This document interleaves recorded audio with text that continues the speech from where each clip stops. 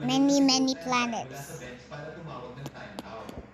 Ipinagpahinga niya muna si Sakuragi at ipinalit si Boy Labo. Ayaw naman pumayag ni Sakuragi na mas mahusay na rookie sa kanilang dalawa. Sinubukan niya agawin ng bola mula tira ni Ropawa ang bola kahit wala siyang kasiguraduhan na papasok ito. Tiwala naman siya kay Akagi na makukuha ng offensive rebound.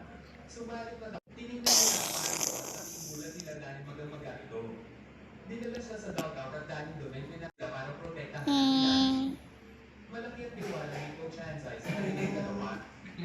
Sa gawa ng subalit nakabang sa kanya si Ropawa na sinumapal ang kanyang layout. Mabuti na lang at nandun si Ropawa na nakuha ang bola kaya nakagawa na. Siya na daw muna ang bahala sa pwesto ni Gori. Sa pagpapatuloy ng dalawa, sinangka ni Naonabe na idadak ang bola para sa rebound. Hindi makaporma ang dalawang taga-kainan matapos niya i-bounce out ang mga ito ng sabay. Tumalon si Sakuragi ng ubod ng taas at pagkatapos ay kinalaw din ang rebound.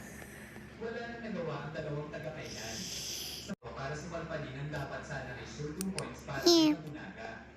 Gusto sana takbuhan ng Shohoko ang kailan pero sadyang pabilis din ang mga itong bumalik sa depensa kaya nahirapan silang makapass break.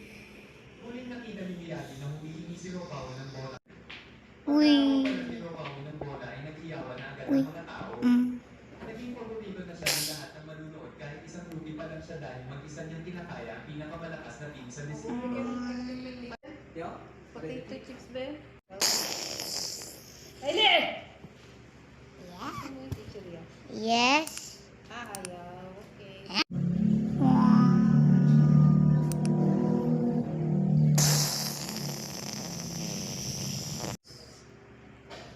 Kopi! Kopi break!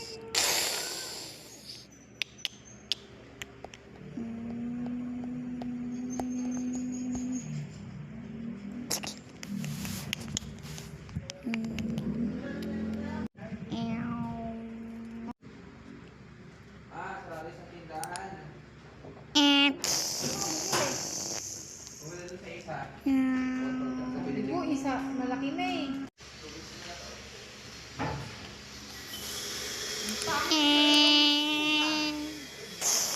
Tapon! Bakit mahal yun?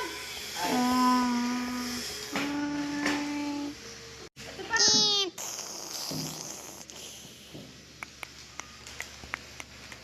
Ready? Ready?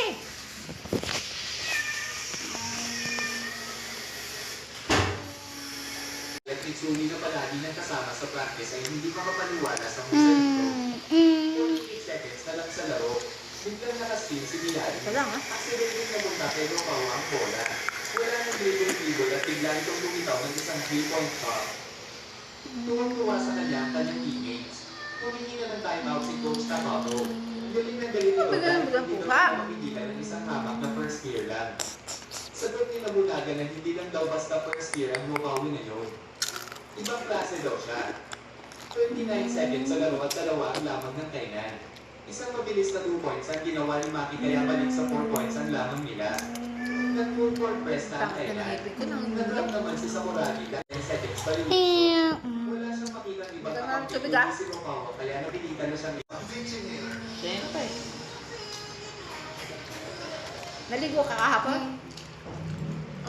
Umapoy na sa galing si Kamil ko Coach ngayon. Tamato.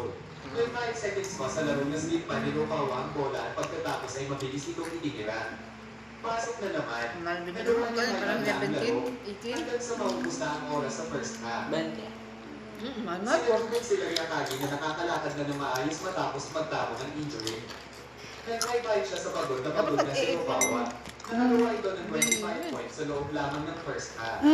Sa dugout ay umuusok pa rin sa galit si Coach Tamato dahil pa rin kay Ropawa. Nangako naman si Nabunaga na pipigilan na niya ito sa second half. Sa pagsisimula ng second half ay nagulat ang mga manunood dahil muling maglalaro si Akagi. Hindi pa rin na maglaro kahit may tinutang injury. Nagpresita si Sakuragi na siya na lang ang tatalo sa jump ball dahil nag-aalala ito sa injury niya. Ngayon panalo naman niya ang jump ball at napunta ang bola kay Ropawa. Agad itong nagsagawa ng layup. Ngunit na sumalpal siya. Dali! Puro ka mo! Subalit hindi lang magaling itong si Maki, kundi ito ang tulad